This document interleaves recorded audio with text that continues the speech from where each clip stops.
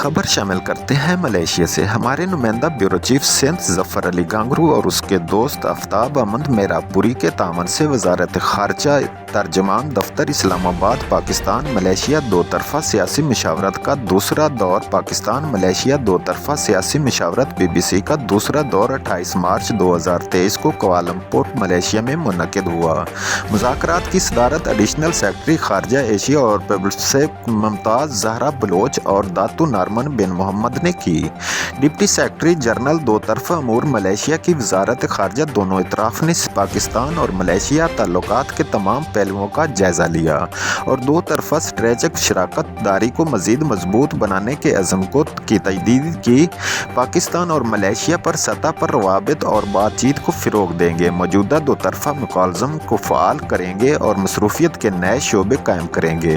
दोनों ममालिक बाहमी तिजारत और सरमायाकारी, दिफा और सलामती, ज़राअत और ग़िज़ाई तहफ़्फ़ुज़, तवानाई, सेहत, तालीम और साइंस और टेक्नोलॉजी समेत मुतअद्दिद शोबों में ताअवुन में इज़ाफ़ा करेंगे। मलेशिया में इज़ाफ़ी पाकिस्तानी अफ़रादी क़ुव्वत की खिदमात हासिल करने समेत पार्लिमानी तबादलों और अवाम के दरमियान राबतों की हौसला अफ़ज़ाई की जाएगी।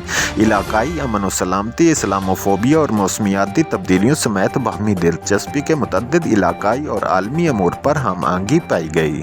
दोनों फ़रीक़ों ने कसीरुल जहती प्लेटफ़ार्म्स बशमूल OIC और अक़वाम मुत्तहिदा में करीबी ताअवुन में अपनी दिलचस्पी का इआदा किया।